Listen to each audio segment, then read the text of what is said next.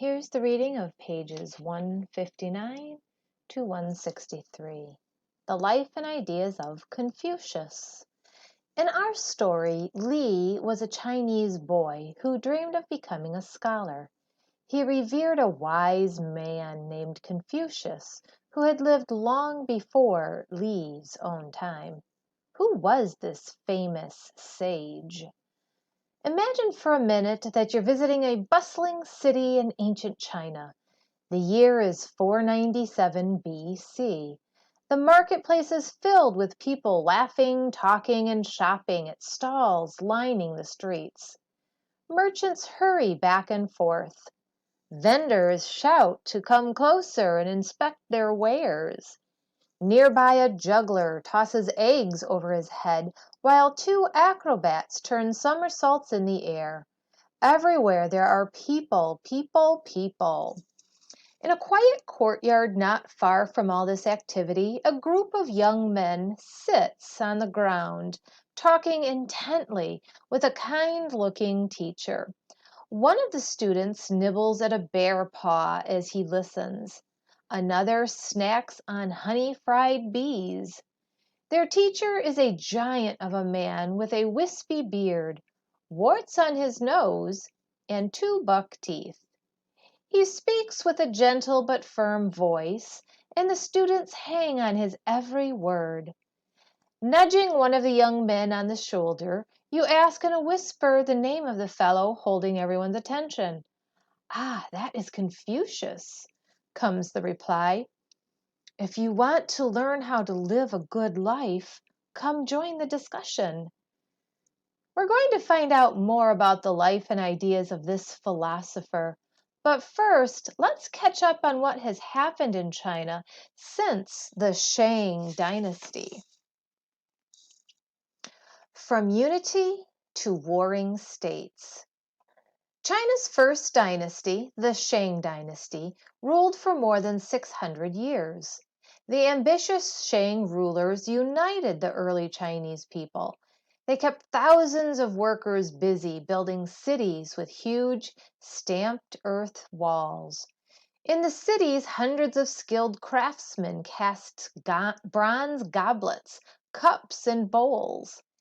Meanwhile, scribes perfected a beautiful system of writing. Under the Shang, Chinese civilization flourished and spread. Around the year 10,050 BC, a second family of rulers called the Zhao dynasty came to power. For a while, China remained unified, peaceful land. But then the Zhao Empire began to break down as rival lords vied for power. China splintered into an unruly collection of warring states. Each state was like a separate little country, inclined to go its own way. A king of China still sat on the throne, but he had little power. The real power belonged to the rulers of each state, who fought one another nearly all the time. The countryside was filled with rich lords who kept their own armies and acted like tyrants. They attacked each other and taxed the people to pay for their wars and fine houses. Leaders in China at this time were often cruel and indifferent. Rulers cared little about the common people, and justice was almost nowhere to be found. Confucius, the great teacher. Into this time of turmoil, Confucius was born, around the year 551 BC.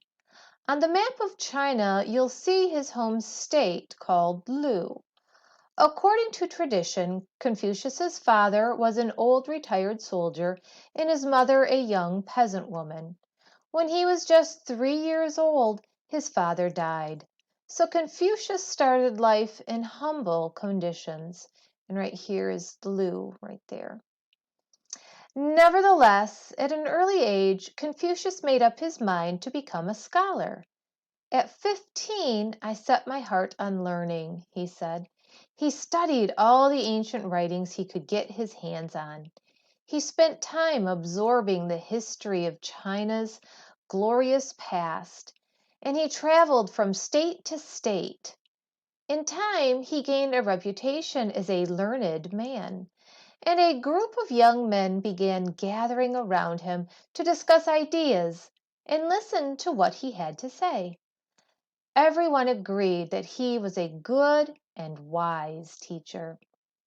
Confucius welcomed all students who came to learn, even those so poor they had nothing to offer as payment except a package of dried meat. He had only one requirement: a pupil had to show an eagerness to learn. I teach only those who burst with enthusiasm. I guide only those who are struggling to learn themselves, he said. If I explain one corner of a subject, I expect the student to discover the other three for himself. The only kind of pupil he did not like was the lazy one. He would not teach anyone who did not try to think. Confucius had some important ideas he wanted to pass on to others. He taught that the secret to a peaceful land and a good life was good character. Confucius taught that to live well, a person must be a gentleman, or what we might now call an exemplary person. According to Confucius, the gentleman was not one who was born rich or in high position. The gentleman was one who fulfilled his duties and thought of others. He was loyal to friends. He brought rest and comfort to old people and was kind and loving toward the young. Picture Confucius sitting under an apricot tree with his circle of students around him, all engaged in lively discussion about how to be an exemplary person. Confucius encouraged his pupils to disagree with him if they thought he was wrong, and he was never afraid to admit when he made a mistake. This great teacher set high standards for his own behavior. He said he often failed to meet his goals, but always worked to improve himself. Right behavior, he said, led to a good life, and every person must try to lead a good life, for only then would all people be happy. In search of an enlightened ruler, Confucius looked at all the warfare and injustice in the China of his day and longed to do something about it.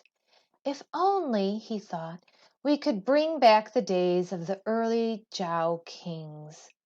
To Confucius, that seemed a golden age when rulers acted with virtue and the common people treated each other fairly. He had some ideas about how to put things right, and what he wanted most was to take a role in government so he could try out his reforms. The problem was finding a ruler who would give him a chance. From time to time, Confucius was asked to work at different jobs in the government. For a while, he was made a police commissioner of Lu. It is said that he did his job so well that crime virtually disappeared on his watch. Lost objects were always returned to their rightful owners. People had no fear of leaving their doors unlocked, and merchants treated their customers fairly. Confucius was very honest in his work, but apparently he was a little too honest for most rulers. The high and mighty wanted to hear how great they were. Instead, Confucius bluntly pointed out their shortcomings. He told one noble, "If you weren't such a thief yourself, sir, no one would be trying to steal from you." He urged rulers to work harder to bring good government to the people. "Reform yourself if you want your kingdom to reform," he told them. It wasn't a message they wanted to hear.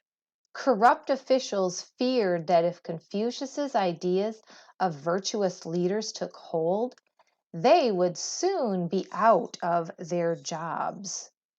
Nobles didn't want to be bothered with having to live up to high standards, so they usually ignored Confucius's advice. No ruler would put real power into his hands, and the jobs he did get didn't last very long. He was always hoping that the right opportunity to play an important role in government would come along, but it never did. So he spent most of his life as a teacher. Sometimes Confucius taught in his own state of Lu. Sometimes he traveled through distant states with his pupils following along. Confucius wanted his students to learn many things, but above all, he wanted them to learn how to live good lives, to be exemplary men. He taught them to hear much, choose what is good, and follow it, to see and read much and remember. That way, they would learn the right ways to think and act. He taught as many students as he could, rich and poor, so that every young man might someday have a chance to be a leader. Even though no ruler would let Confucius try his ideas, he hoped that someday his students would follow his advice. Let's take a look over here in this blue box. Confucius or Confuzi? Confucius's real name was Kongchu. In China, he came to be known by the title Confuzi, Confuza, Confuza, which meant great master Kong. Most people in the West know the great philosopher by the name Confucius, which is the Latin form of Confuza. And we've got some pictures over here of different things going on in China. He taught his students to be kind of people he wanted to govern in, to be the kind of people he wanted to govern in China. He went on traveling and spreading the truth as he saw it, shaping young people into leaders who one day might be good statesmen. The family and good government. Confucius thought and thought about how China could have a better government. He began by asking himself some questions. How do families keep order? What makes people feel happy and at home in their family? How are children taught what is right? How do they learn to behave well? Confucius believed that families, his country's littlest communities, could be an example for the larger community of China. From the early years of Chinese civilization, the family had been very important. Sometimes hundreds of family members lived close together in one village. They farmed the land together and took care of one another. Those who had died were remembered and honored. People even offered prayers and sacrifices to their ancestors. In the same way, young people were raised to respect older relatives. This helped keep order and harmony in a family. Confucius placed great importance on family obligations. It is within the family, he said, that people learn respect, cooperation, and the good habits that help them deal fairly with others. He often reminded his students that young people should honor and obey their elders, and that in return, older generations should give young people the guidance and love they deserve. Confucius regarded concern for others as the key to good behavior and good government. He did not see laws as the basis for a good, orderly society. Good conduct, instead, was most important. Good conduct inspired others to be good. When people treated each other fairly and with respect, beginning with family members treating each other well, society as a whole would grow more harmonious. Confucius himself quoted an old Chinese text Simply by being a good son and friendly to his brothers, a man can exert an influence upon government.